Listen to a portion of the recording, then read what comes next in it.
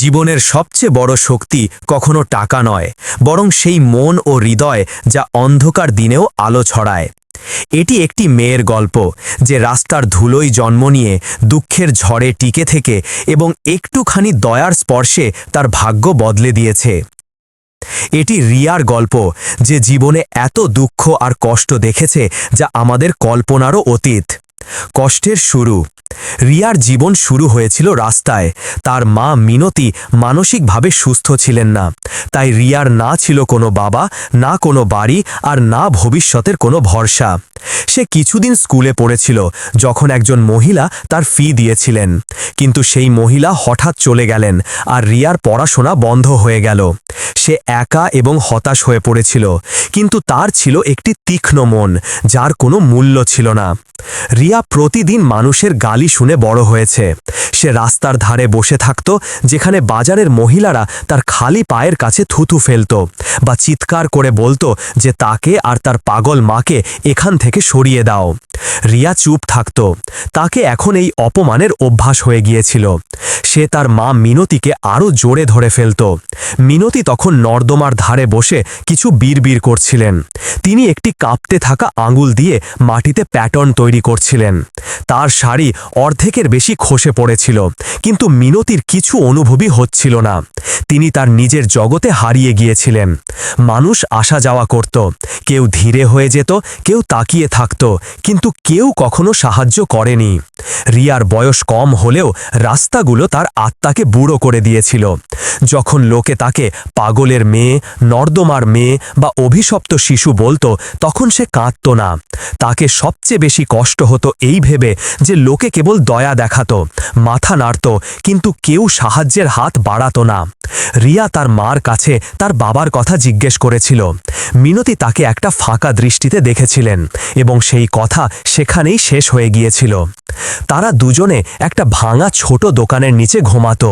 তাদের গতি ছিল শুধু একটা চ্যাপটানো কার্টুন এবং তাদের কম্বল ছিল কেবল নীরবতা। রিয়া তার স্বপ্নগুলো ভুলে গিয়েছিল। তার জীবনের মানে ছিল শুধু বেঁচে থাকার লড়াই। প্রতিদিন সকাল একইভাবে শুরু হতো।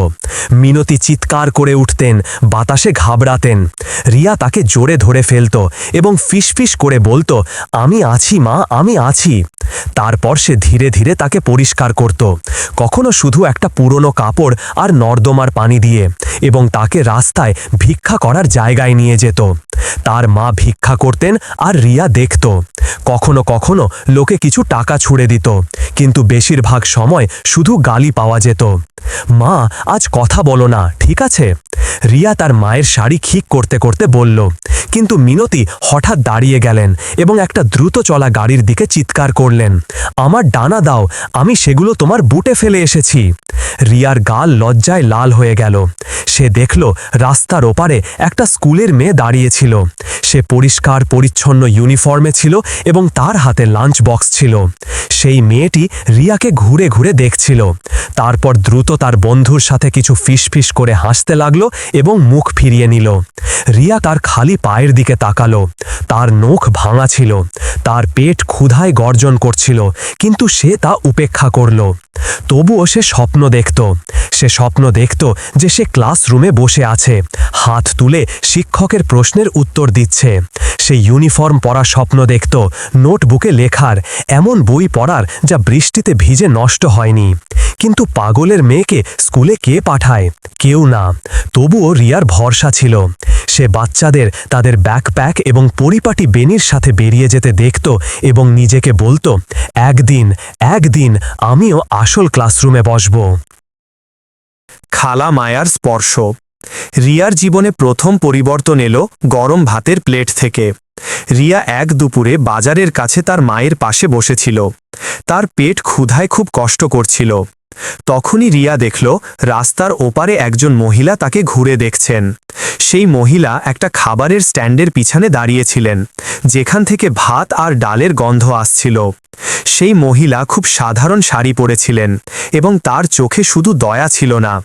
রিয়া লজ্জায় চোখ ফিরিয়ে নিল। কিছুক্ষণ পর সেই মহিলা রাস্তা পার হয়ে তার সামনে এসে দাঁড়ালেন। তোমার নাম কি? তিনি ধীরে জিজ্ঞাসা করলেন। রিয়া, ফিসফিস করে বলল রিয়া। সেই মহিলা মিনতির দিকে তাকালেন এবং জিজ্ঞাসা করলেন, উনি অসুস্থ তাই না? রিয়া মাথা নাড়ল। মহিলা একটা ঢাকা প্লেট এগিয়ে দিলেন। এটা নাও, খাও। রিয়া ইতস্তত করল। তার মনে হচ্ছিল অপরিচিত মানুষ কিছু প্রত্যাশা ছাড়া খাবার দেয় না। চিন্তা করো না, মহিলা হাসলেন, আমি অন্যদের মতো নই। সেটাই ছিল খালা মায়ার সাথে তার প্রথম দেখা। খাবার গরম ছিল, ভাত মিষ্টি। সেই সন্ধ্যায় খালা মায়া পানি আর সাবান নিয়ে ফিরে এলেন। যখন তিনি রিয়ার হাত ধোয়াতে সাহায্য করছিলেন, তখন রিয়া তাকে সব কিছু বলে দিল। তার মায়ের পাগলামি, রাস্তার জীবন, স্কুলে উঁকি দেওয়া। খালা মায়া তার হাত মুছিয়ে দিলেন। কাল আমার দোকানে এসো, তুমি আমার পরিষ্কারে সাহায্য করবে, বদলে আমি তোমাকে খাবার দেব। ডিল? রিয়া খুব জোরে মাথা নাড়ল। পরের সকালে রিয়া এলো এবং দোকানে কাজ শুরু করল। সে প্লেট ধুত, কাস্টমারদের সার্ভ করত এবং খালা মায়াকে মনোযোগ দিয়ে দেখত। এক দুপুরে রিয়া কাউন্টারের নিচে বসেছিল এবং একটা কাঠ দিয়ে মাটিতে সংখ্যা লিখছিল। খালা মায়া ঝুঁকে জিজ্ঞাসা করলেন, তুমি এটা কোথায় শিখলে? রিয়া উত্তর দিল, স্টেশন রোডের কাছে স্কুল দেখে। শিক্ষক যা বলতেন আমি তা মনে রাখতাম। খালা মায়া অবাক হলেন। মানে, তুমি কখনো স্কুলে যাওনি? আমি একবার গিয়েছিলাম কিছুদিনের জন্য। একজন আন্টি ফি দিয়েছিলেন, কিন্তু তিনি চলে গেলেন। পরের সপ্তাহে খালা মায়া একটা উপহার নিয়ে ফিরলেন, একটা নতুন এক্সারসাইজ বুক আর পেন্সিল। কিছুদিন পর রিয়া একটা সরকারি স্কুলের ক্লাসরুমে দাঁড়িয়েছিল।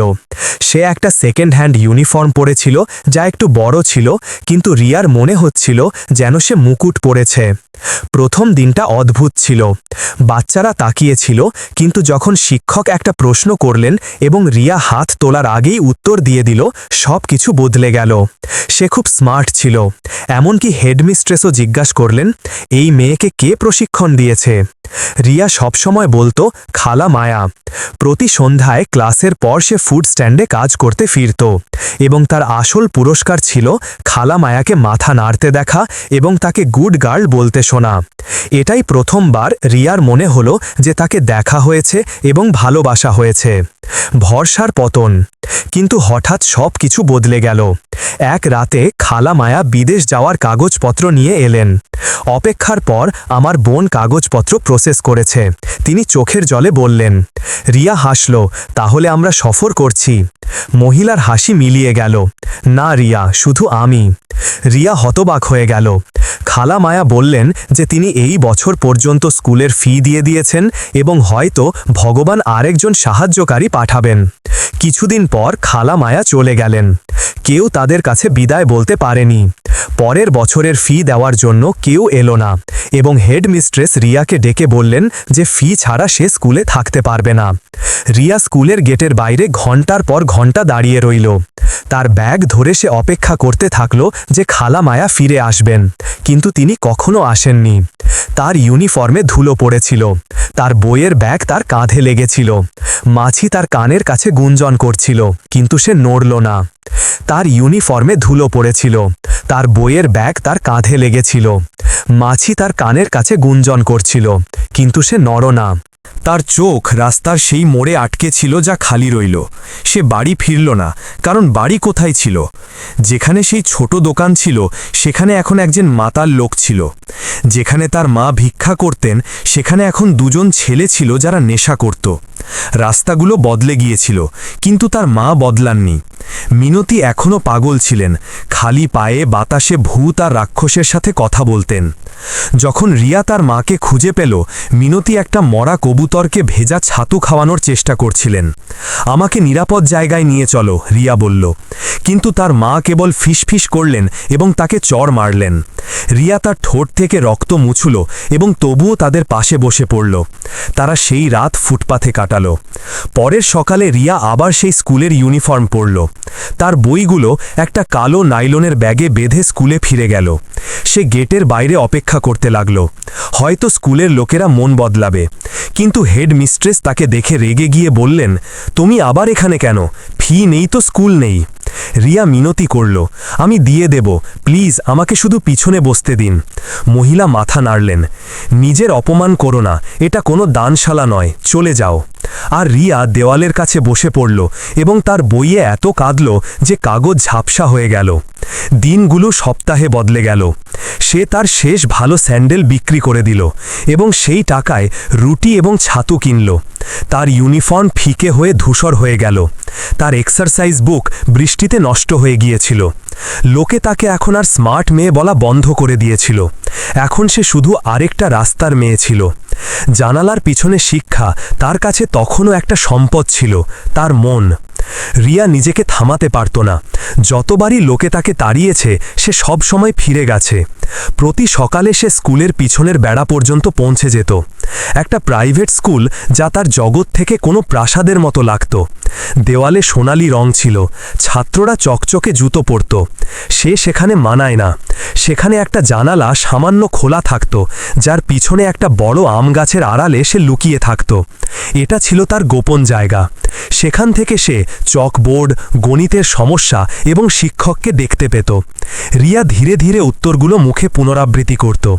তার নোটবুক নষ্ট হয়ে গিয়েছিল, তাই সে আবর্জনার বিন থেকে ছোট কাগজের টুকরো জমা করত। কিন্তু এক সোমবার শিক্ষক তাকে দেখে ফেললেন। একটা ছেঁড়া মেয়ে চকচকে চোখ নিয়ে জানালার পিছন থেকে উকি দিচ্ছিল। ওই মেয়েটি কে? মহিলা চিৎকার করলেন। রিয়া জমে গেল। ক্লাসে জোরে হাসি ফেটে পড়ল। শিক্ষক দৌড়ে এসে দরজা খুললেন। তুমি কি চাও? তোমাকে এখানে কে পাঠিয়েছে? রিয়া তোতলিয়ে বলল, আমি শুধু পড়তে চাই, প্লিজ শুধু বাইরে থেকে শুনতে দিন। মহিলা মাথা নাড়লেন, নিজের অপমান করো না, এটা কোনো দানশালা নয়, চলে যাও।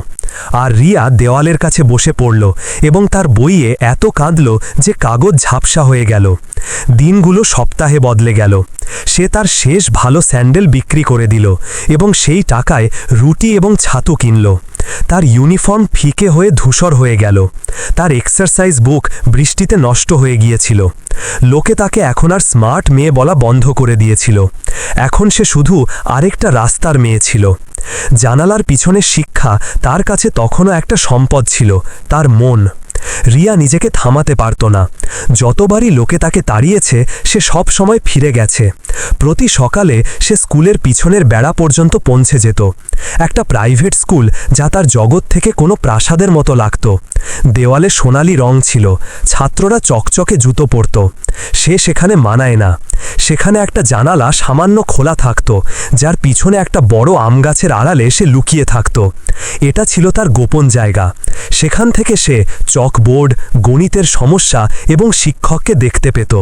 রিয়া ধীরে ধীরে উত্তরগুলো মুখে পুনরাবৃত্তি করত। তার নোটবুক নষ্ট হয়ে গিয়েছিল, তাই সে আবর্জনার বিন থেকে ছোট কাগজের টুকরো জমা করত। কিন্তু এক সোমবার শিক্ষক তাকে দেখে ফেললেন। একটা ছেঁড়া মেয়ে চকচকে চোখ নিয়ে জানালার পিছন থেকে উকি দিচ্ছিল। ওই মেয়েটি কে? মহিলা চিৎকার করলেন। রিয়া জমে গেল। ক্লাসে জোরে হাসি ফেটে পড়ল। শিক্ষক দৌড়ে এসে দরজা খুললেন। তুমি কি চাও? তোমাকে এখানে কে পাঠিয়েছে? রিয়া তোতলিয়ে বলল, আমি শুধু পড়তে চাই, প্লিজ শুধু বাইরে থেকে শুনতে দিন। মহিলা মাথা নাড়লেন, নিজের অপমান করো না, এটা কোনো দানশালা নয়, চলে যাও। সে হার মানেনি। পরের দিন সে আরেকটা স্কুল খুঁজে পেল। এবার সে বেড়ার ভাঙা অংশের বাইরে ঢুকে শুনতে লাগলো। যখন বাচ্চারা টেবিল বলতো সে ধীরে ধীরে বলতো। এক সকালে একটা ছেলে তাকে দেখে পাথর ছুঁড়ল।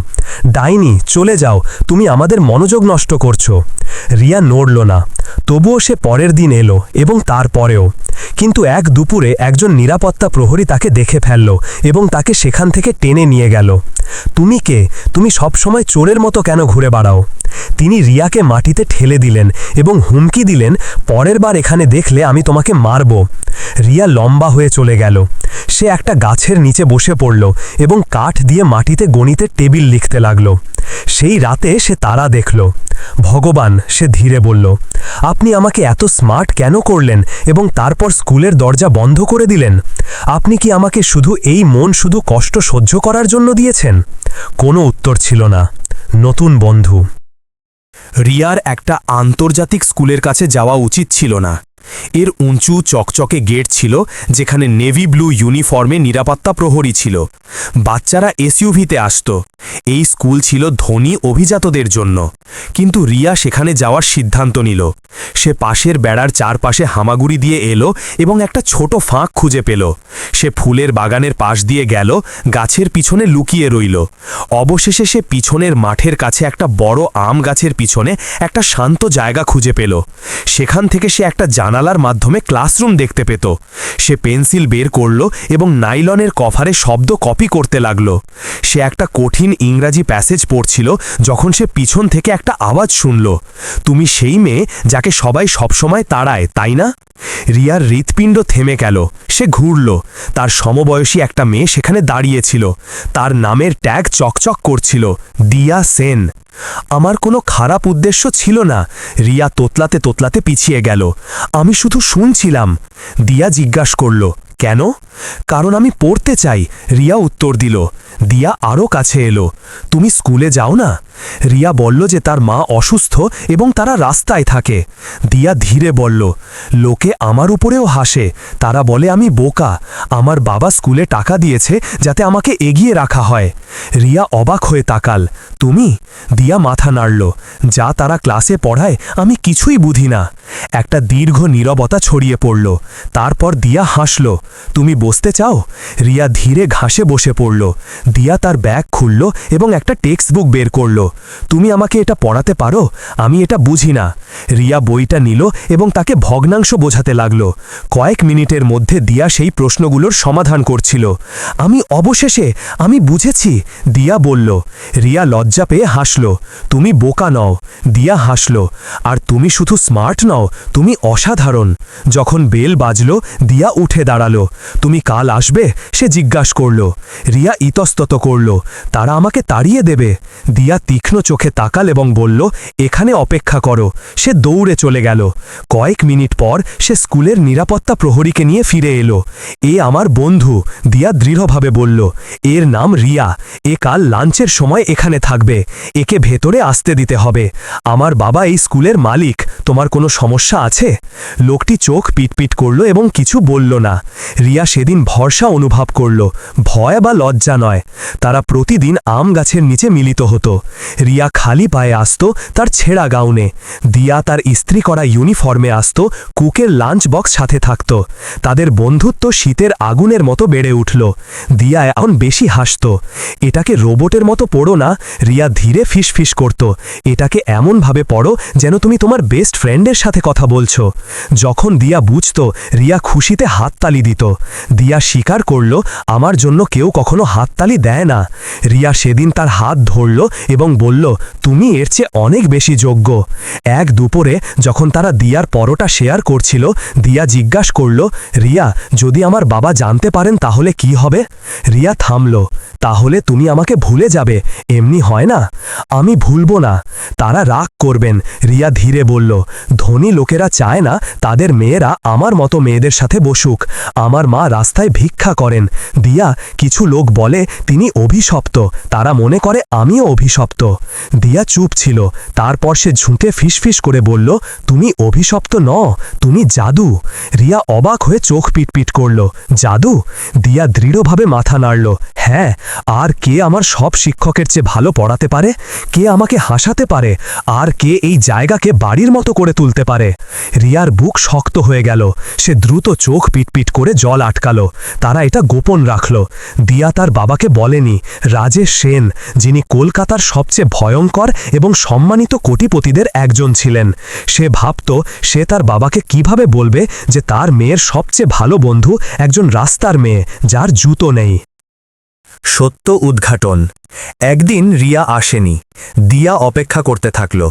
ঘাবড়ে যাওয়া তার বুকে ঢুকে গেল। তখনই রিয়া এলো, হাঁপাতে হাঁপাতে, ময়লায় মাখা, কিন্তু হাসছিল। আমি দুঃখিত, দেরি হয়ে গেছে, সে বলল। আমার মা খুব অসুস্থ ছিলেন, রাস্তায় দৌড়াচ্ছিলেন, আমাকে তাকে টেনে সরাতে হয়েছে। দিয়া দৌড়ে এগিয়ে গেল এবং তাকে জড়িয়ে ধরল। সেই রাতে রিয়া তার পকেট থেকে দিয়ার দেওয়া নোটপ্যাড বের করল। প্রথম পাতায় দুটি স্টিক ফিগার মেয়ে হাত ধরেছিল। একজন ইউনিফর্মে, একজন ছেঁড়া কাপড়ে, দুজনেই হাসছিল।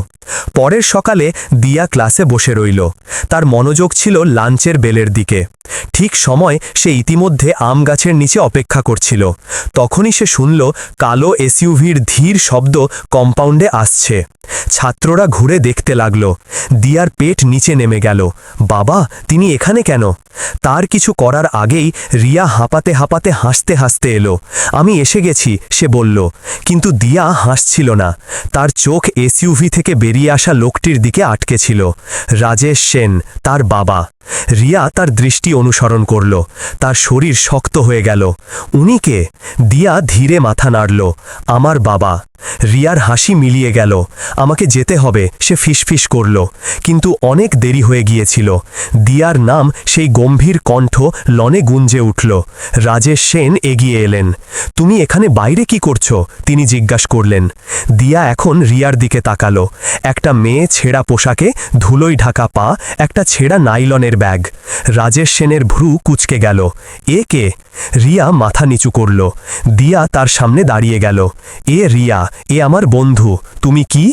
রাজেশ সেন জিজ্ঞাসা করলেন। এ আমাকে পড়ায়। রাজেশ সেন চোখ পিটপিট করলেন। কি? দিয়া গভীর নিঃশ্বাস নিল। আমি স্কুলে ভালো করছি তার জন্য। রাজেশ সেনের চোখ রিয়ার দিকে আটকে রইল। তারপর তিনি ধীরে জিজ্ঞাসা করলেন, তোমার বাবা মা কে মেয়ে? রিয়া কোনো মতে তাকালো। আমি আমার বাবাকে চিনি না স্যার। আমার মা, তিনি অসুস্থ। তিনি রাস্তার ধারে ভিক্ষা করেন। আমাদের কোনো বাড়ি নেই। রাজেশ সেনের মুখে বিভ্রান্তি ছিল। তুমি স্কুলে যাও না? রিয়া মাথা নাড়ল। ফি দেওয়ার কেউ নেই। দিয়া রিয়ার হাত ধরল। রাজেশ সেন এই ইশারা দেখলেন এবং প্রথমবার নরম হলেন। তুমি প্রতিদিন এখানে এসেছ লুকিয়ে? তাকে কে পড়িয়েছ? দিয়া মাথা নাড়ল। আমি আপনাকে বলতে চেয়েছিলাম, কিন্তু আমি ভয় পেয়েছিলাম যে আপনি আমাকে তার সাথে আর দেখা করতে দেবেন না। কোটিপতি রিয়ার দিকে ঘুরলেন। আমি তোমাকে আঘাত করতে আসিনি, তিনি ধীরে বললেন। আমাকে তোমার মায়ের কাছে নিয়ে চলো প্লিজ। রিয়া একটা কাঁপা কাঁপা পিছু হটল। স্যার প্লিজ, তাকে শাস্তি দেবেন না, আমি নিয়ে যাব না। রাজেশ সেন নরমভাবে বললেন, আমি শুধু তাকে দেখতে চাই। কিছুক্ষণ পর গাড়ি একটা ধুলোমাখা রাস্তায় থামল, যেখানে আবর্জনার দুর্গন্ধ ছিল। রিয়া ইশারা করল, উনি ওখানে। মিনতি ফুটপাথে বসেছিলেন, খালি পায়ে সামনে পিছনে দোল খাচ্ছিলেন। রাজেশ সেন গাড়ি থেকে নেমে মহিলার দিকে এগিয়ে গেলেন। তিনি ধীরে বললেন, ম্যাডাম। মিনতি তাকালেন এবং বললেন, তুমি এই লোকটাকে এনেছ।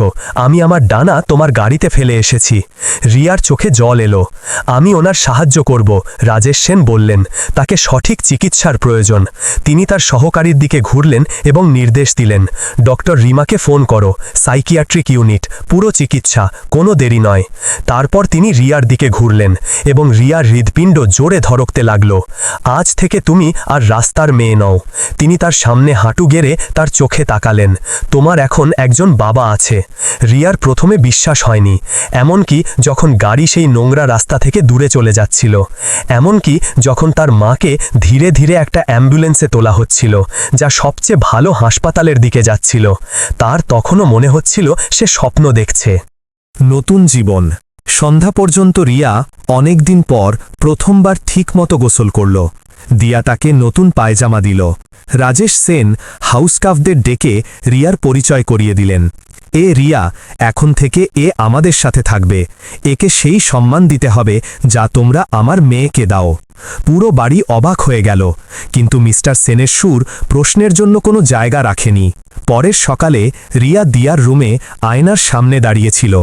সে রাইজিং স্টার স্কুলের ইউনিফর্ম পরেছিল। সেটা নতুন ছিল, খাস্তা ছিল। দিয়া খুশিতে হাততালি দিল। তুমি একদম আমার মতো লাগছ। রিয়া হালকা হাসল। আমার মনে হচ্ছে আমি স্বপ্ন দেখছি। দিয়া মাথা নাড়ল। না, তুমি এখন আমার বাবার মেয়ে। রিয়া জানালার দিকে তাকালো এবং সূর্যের আলোয় দেখতে থাকল। আমি বুঝতে পারছি না কিভাবে তাকে ধন্যবাদ দেব। দিয়া হাসল। তাহলে তাকে একমাত্র উপায় ধন্যবাদ দাও যা তিনি সত্যিই গ্রাহ্য করেন। চকচকে উঠে পৃথিবীকে দেখাও তুমি কি করতে পারো। সেই দিন দুই মেয়ে রাইজিং স্টারে একসাথে হাঁটল, ম্যাচিং ইউনিফর্ম, ম্যাচিং হাসি। শিক্ষকরা বিভ্রান্ত ছিলেন, এ কি সেই রাস্তার মেয়ে নয়? হ্যাঁ, সে সেই ছিল, কিন্তু আজ সে স্কুলের প্রতিষ্ঠাতার মেয়ের সাথে হাঁটছিল। ক্লাসে রিয়া হাত তুলল। সে শুধু ভালো ছিল না, সে ছিল অসাধারণ। দিনের শেষে শিক্ষকরা প্রিন্সিপালের সাথে মিটিং ডাকলেন। এই মেয়েটি অসাধারণ, একজন বললেন। প্রিন্সিপাল হাসলেন। রাস্তা থেকে এসেছে, কিন্তু এখন সে পরিবার। ইতিমধ্যে মিস্টার সেন তার প্রতিশ্রুতি রক্ষা করলেন।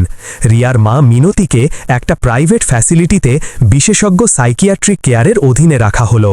ডক্টর রিমা তাদের ভরসা দিলেন যে মিনতির অবস্থা ভালো হতে পারে। রিয়া সপ্তাহে একবার তার মায়ের সাথে দেখা করতে যেত। পঞ্চম দেখায় মিনতি হঠাৎ থামলেন। তিনি রিয়ার দিকে তাকালেন এবং ফিসফিস করে বললেন, তুমি আকাশের মতো লাগছ। রিয়ার চোখে জল এলো। সপ্তাহগুলো কেটে গেল। রিয়া মানিয়ে নিল। এখন সে ক্লাসে কথা বলতো, সে নতুন বন্ধু বানালো। দিয়ার গ্রেড আকাশ ছুঁয়ে ফেলল। তারা এখন বোন ছিল, রক্তের নয়, বন্ধনের। এক শুক্রবার দুপুরে মিস্টার সেন রিয়াকে তার স্টাডি রুমে ডাকলেন। আমি তোমাকে দেখছি, তুমি আমার মেয়ের জীবন বদলে দিয়েছ, এবং আমারও। রাজেশ চোখ নামালো। তিনি ড্রয়ার খুললেন এবং তাকে একটা নতুন ট্যাবলেট দিলেন। রিয়া সেটাকে এমনভাবে তাকালেন যেন সেটা সোনার তৈরি। তারপর সে ফিসফিস করল, ধন্যবাদ স্যার, ধন্যবাদ আমাকে দেখার জন্য। তিনি উঠে দাঁড়ালেন এবং ধীরে তার মাথায় হাত রাখলেন। তুমি কখনো অদৃশ্য ছিলে না রিয়া, তোমার শুধু এমন কারোর প্রয়োজন ছিল যে কাছ থেকে দেখবে। সেই রাতে রিয়া বাগানে বসেছিল, আম গাছের নিচে। সে তারা দেখল। আমার নাম রিয়া, সে ধীরে বলল। দিয়ার বন্ধু, রাইজিং স্টারের ছাত্রী, আর এখন? সে হাসল, আমার একজন বাবা আছে। সে চোখ বন্ধ করল এবং শেষ প্রার্থনা ফিসফিস করল, ভগবান, আমি আপনাকে আমার মাকে সুস্থ করতে বলতাম।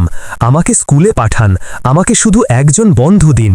আপনি আমাকে এই তিনটেই দিয়েছেন। আমি প্রতিশ্রুতি দিচ্ছি, আমি এই সুযোগ নষ্ট করব না। এবং এভাবেই সেই মেয়ে, যাকে পৃথিবী পাগল মহিলার মেয়ে বলতো, সে ভরসার প্রতীক হয়ে উঠল। তার ভবিষ্যৎ অবশেষে খুলে গেছে। আপনারা কি মনে করেন বন্ধুরা? প্রতিটি জীবনে সম্ভাবনা থাকে। দয়া, সুযোগ এবং শিক্ষার মাধ্যমে সবচেয়ে ভুলে যাওয়া মানুষও এগিয়ে যেতে পারে।